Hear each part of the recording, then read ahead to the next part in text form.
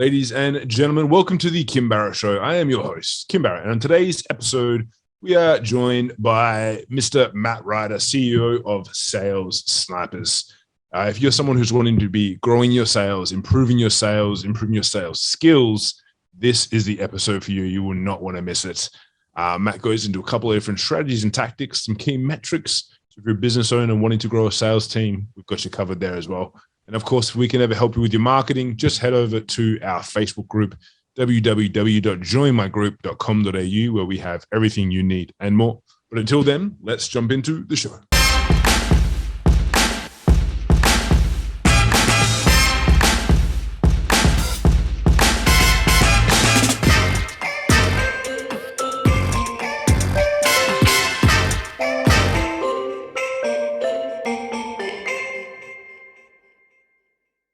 Matt, thank you so much for joining us today. Really appreciate you making the time. No worries. Thanks for the introduction. Oh, of course, man. You know how I do. Yeah. Now, I always like to ask the same question at the start of every podcast, which is, if I met you at a party, we're having a few drinks, and I said to you, Matt, what is it that you actually do? What's your go-to answer?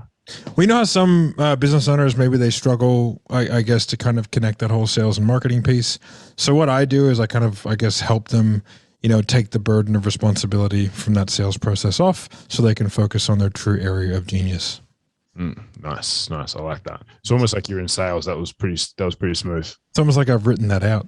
Yeah, exactly. Yeah. You practiced that once before. Well, the 2 Comma Club thing, whatever it's called, Funnel Hackers Live is coming up. So I gotta be fucking throwing out. I'm just gonna be throwing out business cards like it's going out of fashion, right? Yeah, of course, of course. Yeah. I love that.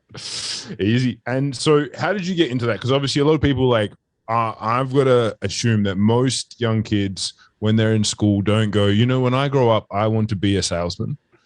Like, what was your journey to getting into, the world of sales, world of marketing, all that fun stuff? Yeah, I'm definitely not into the world of marketing at the levels that you are, but I think in terms of sales, it just became a mechanism of, I enjoy 2 things. One is eating, and the second is having a roof over my head. And so I was in a position where those things were in jeopardy, and I needed to leverage a skill set that I had, which is like communicating and talking. I've always been a talker. And that comes back from when I was a kid. I went to 11 different schools. I lived in a new house. The longest I've ever lived in a house was 3 years. It's ever in my entire life. So I was always the new kid. And so I had to kind of develop a quick wit and a good ability to talk to people. I was not good at selling, but I had an acumen for communication. And so when I sort of transitioned that into I actively sort of said, okay, I'm now someone who does sales a fair bit. Then I was able to kind of translate that, and over a period of years, through looking at it in a fairly analytical way, become proficient enough at it to where I could do it full time. And what was the transition from being proficient at it enough to do it full time? Was that when you were good, or when did you become to the point where you're actually able to? Because there's a difference between being good at sales and being able to put a roof over your head and eat, and being able to grow an actual income, build wealth and things like that. Yeah, for sure. So I was working for a guy that we both know, TJ,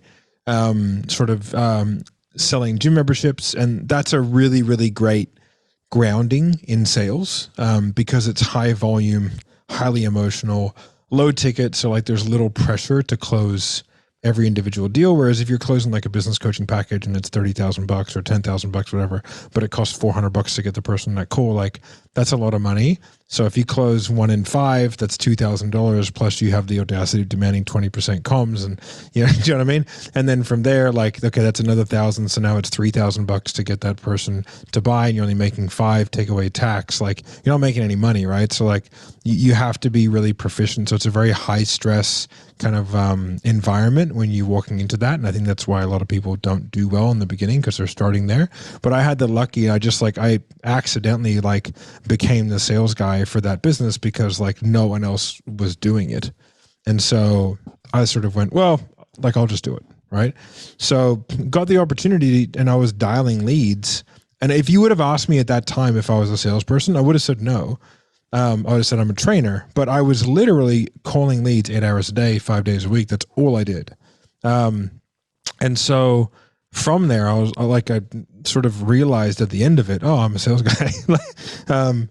And then when I left that business, I went back to my other business because I'd left, like we sort of split, but it was like we did it on purpose, and he was holding down here and I was holding down here, and we both had a vested interest in both. When I came back to that other business, the guy goes, "Oh, I've been running it without you for years. Like, if you fucking come back, I'm going to fire everybody." I was like, Jesus. Right. So I was like, oh, okay. So anyway, like sort of negotiated an exit, like a fairly modest one from that business, but it gave me kind of enough time to where I sort of had some level of security. Not a lot, like it still wasn't enough to pay my bills, but it was enough to where I didn't go massively backwards. And that's when I started just like, I didn't really have much to fall back on. I had a second baby on the way, and I was in a house that was very expensive to live in because I live in Sydney in the eastern suburbs. Like it was $6,000 a month rent. I was probably making $10,000 a month total, right? So like I wasn't making enough to pay tax and all that kind of stuff, right? So we were barely scraping by. And I just started cold calling gyms and kind of doing my thing. And I think like I was an okay sales guy at that point. I was good compared to most in the space, but I was not a good salesperson, I would say. I just had an acumen for it. And then over the course of like, I guess making the active decision to be a full-time salesperson, and then sort of taking all that stuff and doing everything in the way that I needed to do it to make a success out of it. Like that's where I started to systemize and process myself. And then I guess make that transition to a sales professional. And then from there, learn the skills to be what I would consider like top 1% kind of sales rep. And now being that you're not just a sales gun for hire and offering your services out there, you also are a business owner and whatnot as well. Like for the business owners out there listening and watching this as well, what level of proficiency do they need to get to, do you think, if at all, before they start to bring on a sales team? Like what's your view on the entrepreneur in a business who maybe has started doing some sales, maybe they're being somewhat successful? Like how proficient do they need to get themselves? I think sales is a skill that no matter what you do in life, it's very good. Do I think you should go down the deep, dark rabbit hole and start kind of paying $50,000 for one-on-one sales? Probably not, right? It's probably not the move. As much as I love selling that stuff, it's probably not the move for most business owners. They just need to get good enough to where they can create consistency in their front end. And that's the biggest thing that I think stops a lot of businesses from growing, is that they never figure out how to get a consistent front end. And it's not an easy nut to crack. I think it has to be like on the forefront of your mind, like not growing. It's like, how do you know what's coming in always?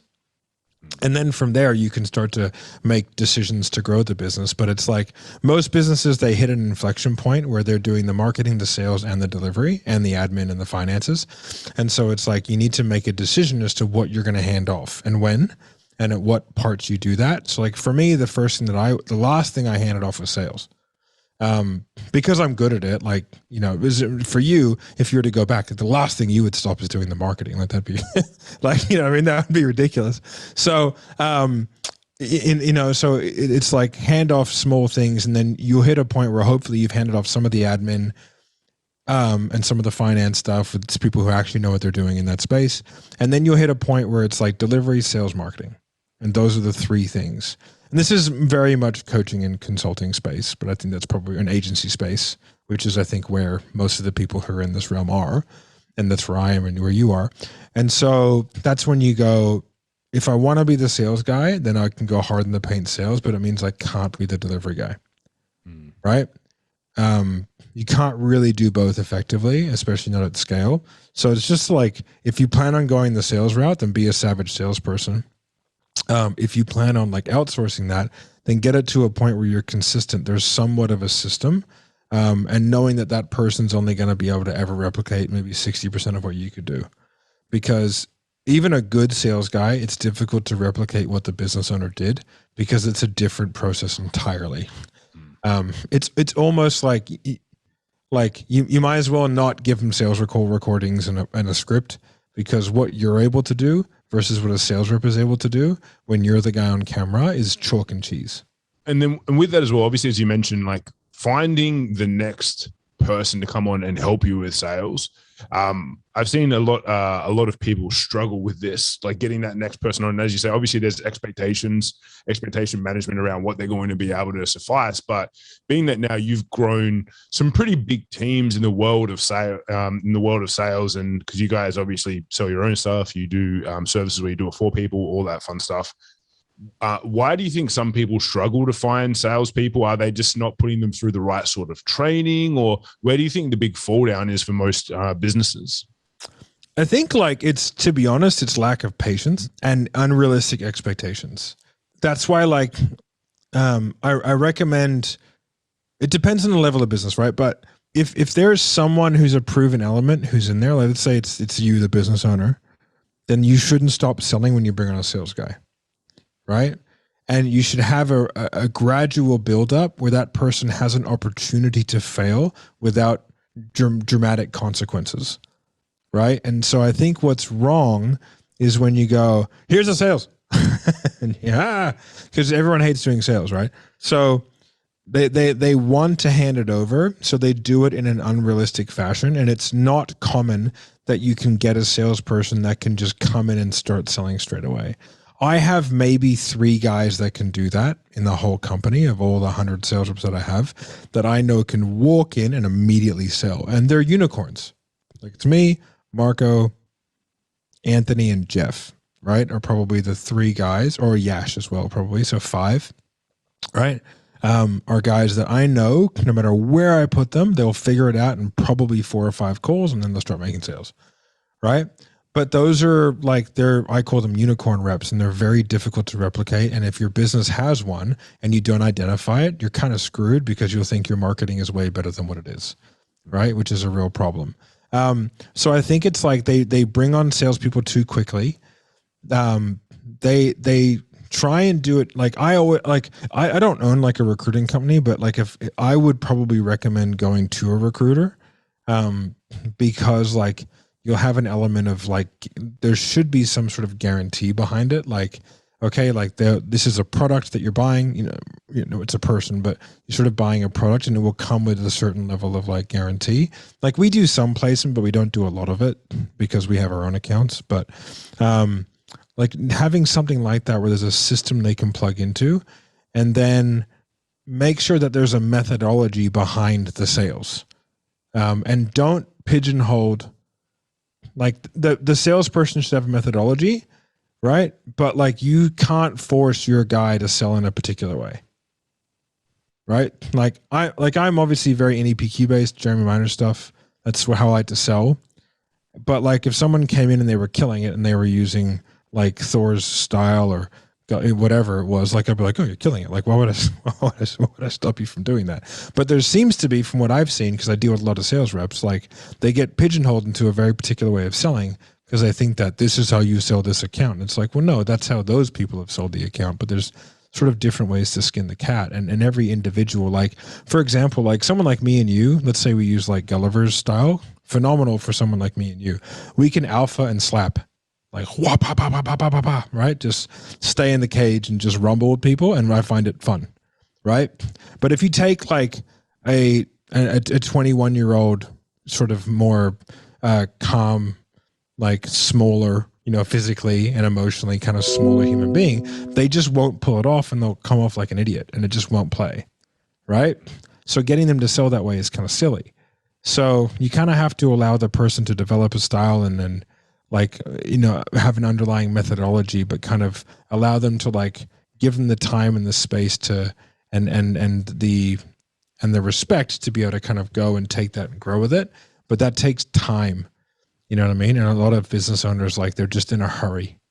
And I think those self-imposed time frames are nothing but like detrimental in the overall. And so let's say if a business owner's got someone on, they have given them a good time frame, and they are building someone up, and they're being patient. Like, what are the metrics that you look for that show average, good, great? Like, what do you kind of look to identify from a salesperson? Yeah, that's a really good question. It's very, very account specific and almost industry specific. Like if you take like BizOp, right? Like let's say someone who's selling like e-com stores to people who want to transition out of a 9 to 5. Like if you're selling that at like 30%, you're a rock star, like straight up bona fide rock star. But like in a coaching and consulting program, like where they're sort of being nurtured and it's warm audience stuff, like I think you should be doing better than that. You know what I mean? But I think like the key is like setting a baseline of activity. So because everyone's kind of going to graduate, so it's hard to say like a close rate, you know what I mean? But you can have certain metrics. Like for me, I like to have a 50% cash to contract ratio. So like I incentivize my sales team to collect 50% cash, right? So they get a bonus if they do that, right? We also have like targets, like specific targets for them to hit. So like if I have a look at like 7th level, which I own, which is my coaching business, right? So, and I also do this for Sales Sniper and everything else is like I have my projections for the next 2 years based on like what I think is a reasonable, somewhat aggressive, but not over the top outlandish kind of projection. And then my whole team, all like the key leadership people are like, that's their goal. And so like they get remunerated when that goal is hit. So it's like every month, if we hit projection, they get a bonus, which helps the whole team kind of work together. And in the same way where like we have cash collection bonuses, we have PIF bonuses, we have like cash collection to contract value bonuses, and we have hitting revenue target bonuses. So that means that like we remunerate the entire team based off coming together under a common goal, which I think is super important because then you have like a collaborative yet competitive environment, but it's not like a gross competitive environment where everyone's just like, you know, trying to vie for bullshit, but you're kind of remunerated on a team. So I would say for setters, you definitely want activity, right? Like for our guys, if they're doing outbound dialing, it's a minimum $100 a day, right? That's a minimum, with the hope to do about 200. But obviously conversation rate's going to dictate a lot of that, right? So they should be doing 100 outbound. Now, if they have maybe 20 calls and 20 pick up and they have 20-minute conversations, it's going to be a different story. But in general, that's what we're looking for. From there, we'll set a baseline over a 3-month period. So I don't really set many KPIs for the first 3 months. And then we set that first 3 months as the baseline of dials to pickups, pickups to conversations, conversations to bookings, bookings to show up to conversion to sales call if we're doing that, and then show up to sales call conversion. And then I track all the objections and stuff like that. So if we can set that as a baseline, then we can go, okay, for this particular account, that's the baseline. And then it's like, so all of our KPIs are going to be based on that. And then we'll reassess them every quarter and we'll just bump those numbers up. If it's getting easier and easier and easier and easier to hit the KPIs, then it's like, okay, cool. Then we need to kind of bump them up a little bit until we hit kind of an inflection point where it's like, okay, if we do this, we know that we have a predictable revenue from that particular source of leads or whatever it may be. Right. Because like, for example, like I would never have the same metrics for Facebook group leads as I would for Instagram leads. Right. Like IG leads just are not as good. Right. There's a shitload of them. Right. You know what I mean? Like TikTok leads, Jesus, mate, like they're just like, I mean, TikTok's clearly trying to take market share. Right. So like, they're just giving you cheap leads, you know, like that's the way I look at it. So you might as well make hay while the sun shines, but they're cheap as shit and they're terrible. So it's like having the same metric for both is kind of silly. So it's like, well, I don't know what the metrics are going to be for TikTok. So let's just let it ride for 3 months, 2 months. And then from there, we'll look back, go over the data, and then we'll figure out what we could be doing better. Like what can we fix from a process? What can we fix from a skill? And what is just the nature of the beast? Like a podcast lead, you're going to close them every time, you know? Yeah. So like, I don't need the same metrics, you know? So it's a really difficult, it's one of those questions. It's like, the more you know, the more difficult that question becomes to answer. Whereas if you don't know what the fuck you're talking about, you go, oh, 30% close rate. You're like, well, okay. You know? So the more I dive into it, the more difficult those questions become to answer and the more nuanced they become, because like I'm in the back end of like 35 different 7 and 8 figure businesses now. And I've seen like there just is no cookie cutter when it comes to doing this correctly. And I think with time, they can all be figured out. It's just whether or not you can be afforded the time. And like in those first 90 days when you're collecting that data for obviously the individuals coming through as well, are there specific red flags that you've noticed where you're like, obviously you've got the balance of giving that person time, energy, and effort, and then there's like red flags where you're like, you should probably cut them a bit earlier. Is there anything that's kind of stand out for you that you've seen, whether it be from like attitude perspective or from a deliverable perspective? Okay, so the way that I do it is I put everyone through a boot camp before they start selling. So I run a boot camp once a month. We do a setter boot camp, and then the next month we do a closer boot camp, and we just flop like that, right?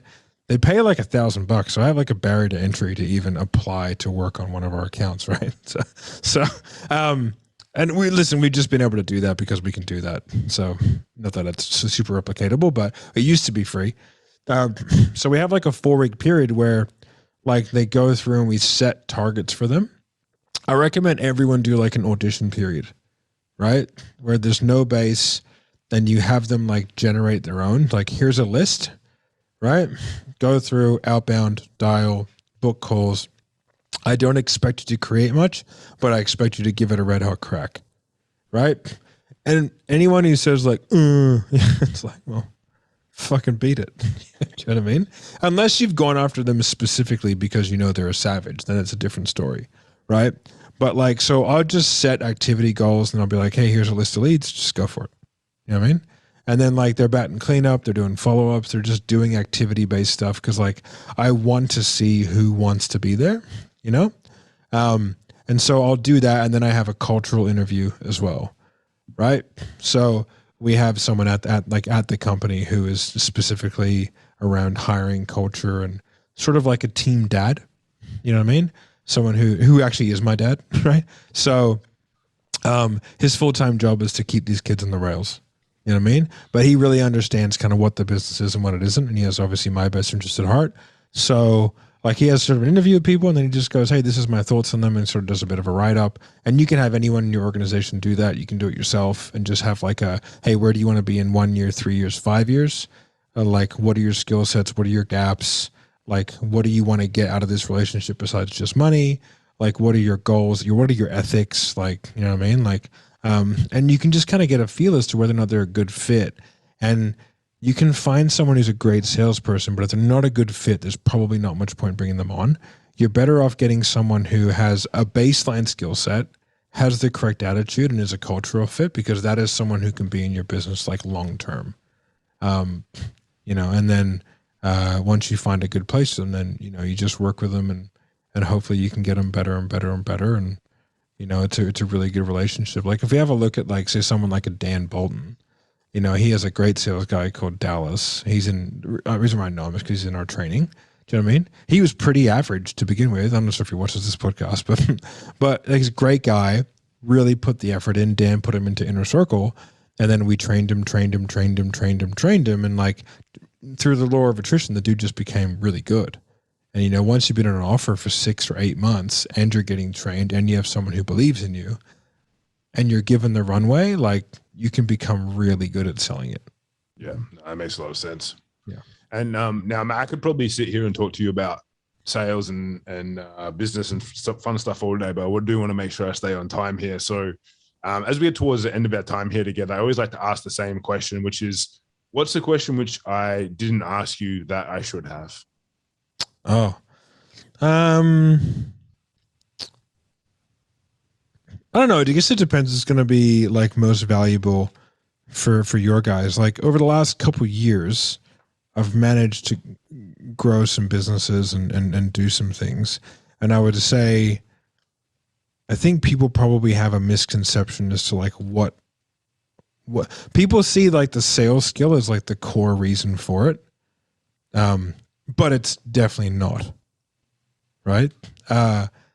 And the thing that I think that set my company apart and the reason why we're able to get to multiple 8 figures is because there was a real consistency of 2 things. The one was like content, like super consistent with content. And the second was like we have a very clear core set of ethics within the business that we will not compromise for any reason. And that seeps down into the culture. Like I have teachings of how to identify someone who should not be sold. Right. Which doesn't really make any sense if you just want to sell everybody. Right. But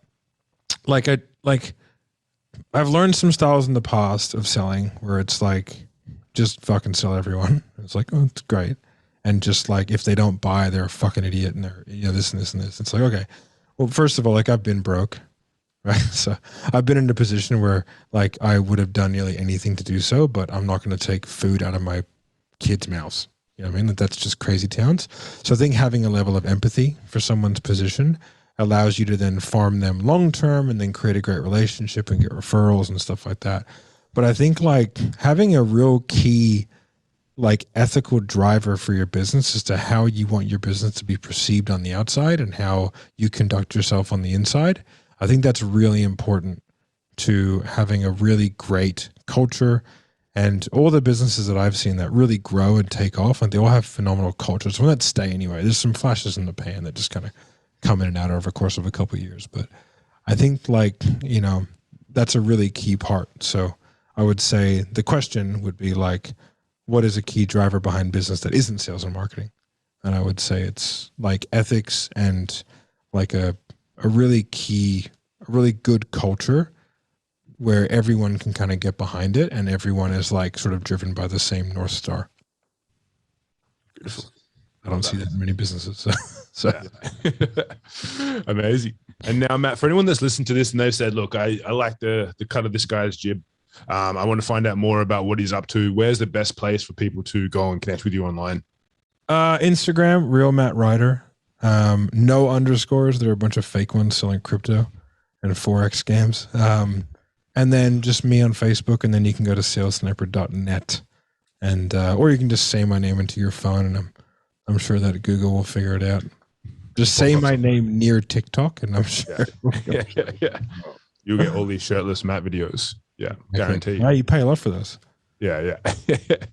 Amazing. And guys, so if you're listening to this and if you know maybe a business owner who hasn't been able to make that next step with their sales and sales process, please share this episode with them. Or if you know someone in sales, maybe they've been hitting a little bit of a rut or a lull, please share this episode with them and get some of Matt's wisdom and knowledge into their ears so they can see what they can do next. Matt, thank you so much for joining us today. Really appreciate you making the time.